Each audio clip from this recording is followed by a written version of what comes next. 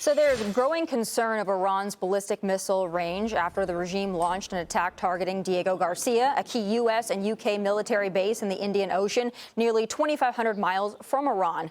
Now Prime Minister Netanyahu is warning other countries they could be targeted next. If you want proof that Iran endangers the entire world, the last 48 hours have given it. They have now the capacity to reach deep into Europe. They already have fired on a European country. Cyprus. They are putting everyone in their sights. All right, we got Joey Jones at the touchstring to break down Iran's ballistic missile capabilities. All right, Joey, walk us through the range of their missiles. Yeah, so they've been building missiles for a while. Really what we're going to focus on today is what I call the K4, because I can't say the K word. It's very long and it's hard to say. But basically, the last missile that they told us about was in 2023, the K4. And we thought its range was about, I think it was right at 2,000 kilometers. So not very far. And they even went so far as to say that, listen, we're not trying to go very far because we don't want the world to feel threatened by us. So here's Iran, and you can start to see the miles, which kind of roughly translate. But right here is what I want you to focus on, 2,500 miles. That's this outer ring here, right inside of it, just about 2,000 miles.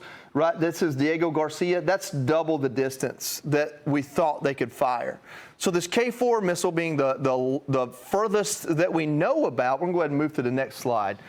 This K4 missile being the furthest that we know about, just went twice as far, or we think this is the one they used. The big question here is we don't know what they used, and that's something we'll talk about in a second.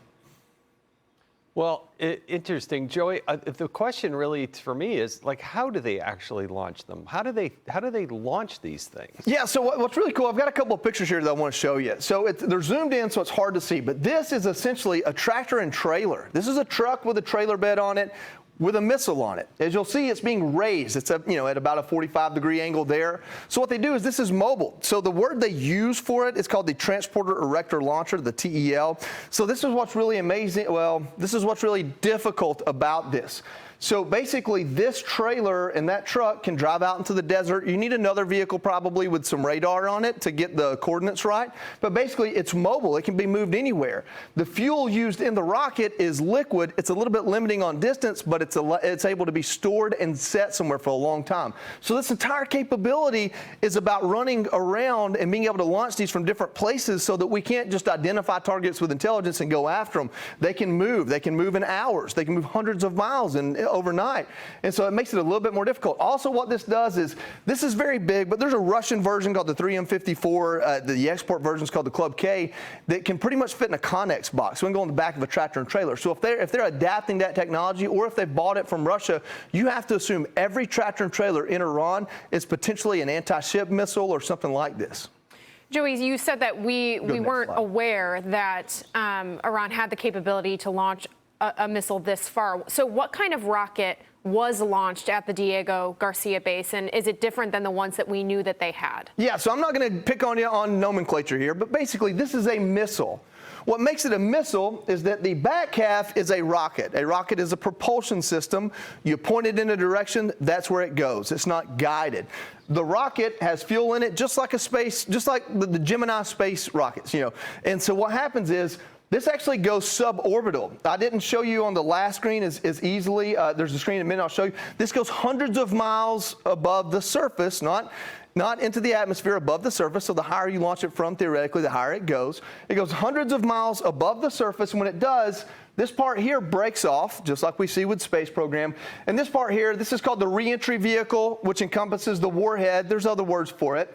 And what happens is when it goes exoatmospheric, gravity's not as big of a deal, this breaks off. And what we believe, because they're not just telling us, is that this warhead, this reentry vehicle, exoatmospheric, has thrusters on it that orient it towards its target, and then it lets gravity do its job, and it comes back down. So the reason why that's important is what we know about this specific rocket, or this specific missile, which is the best one that we know they have, the K4, is that this is liquid fuel, which limits them a little bit on distance, but allows them to store it. And it's a single stage, which means once this burns up, that's as far as it goes.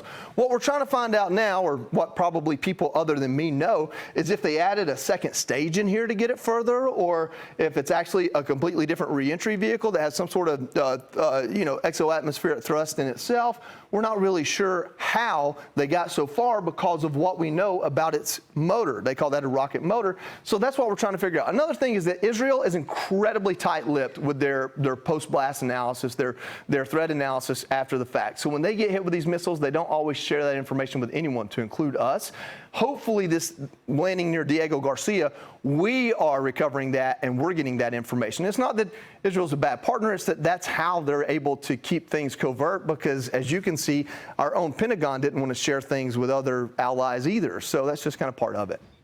So, Joey, you kind of already walked us through how the ballistic missile works, and we appreciate that because we hear all these things, and, you know, civilians hear rocket, we hear missile, we hear all these different types, and sometimes it's hard for us to decipher which is which and what that means for us. So I want to go back because you already explained kind of how it works. Can you go through the ballistic missile stages that you have on that screen there so that we can really conceptualize this? Yeah, so I'm not able to draw on this screen, or I would add a little bit in here, but I want you to suspend your disbelief, use your imagination, because I'm going to teach you about how we intercept these.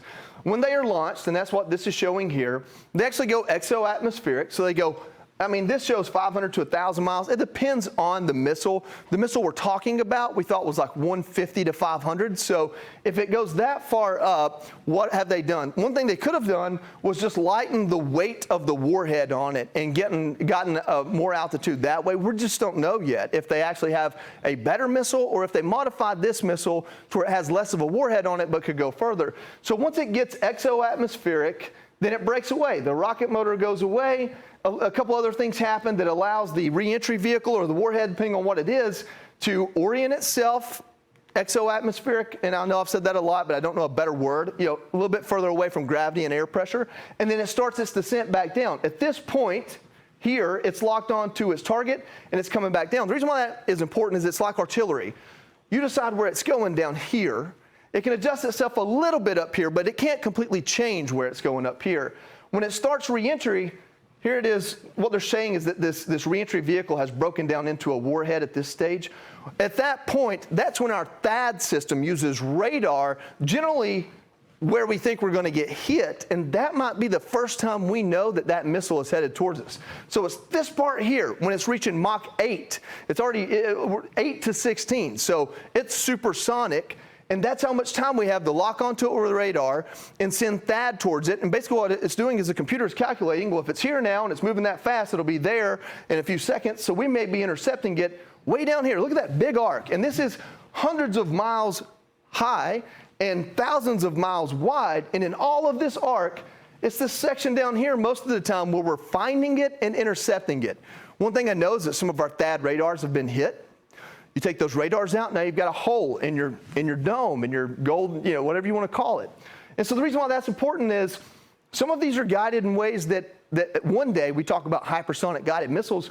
This point and shoot method may not work. So this is the evolution of defense. So when President Trump says he wants to raise all this money to put a golden dome over the United States, it's advanced technology from what we're doing now with the THAAD, something other than radar.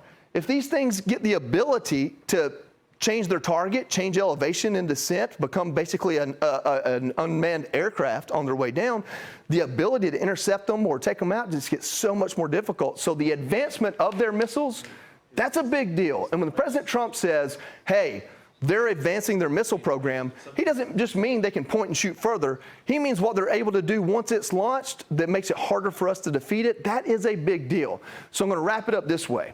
It's not as big of a deal that it went so far. It's how did it go so far and what happened along the way that we need to study and find out. If they actually have missiles that we're not aware of, or that we don't know we're aware of, that only our IC knew about, maybe even a certain section of it, our intel community, then there might be a lot more justification for this war than we know or will know for a while. Joey, thank you as always for breaking that down for us. I'm going to bring it back to the table as you make your way back over here. All right, Jason, that was obviously excellent for us to get that knowledge from Joey and break all this down, because we hear all these terms and these weapons and a lot of us don't really know what that all means, what it means to us and what it means to our allies.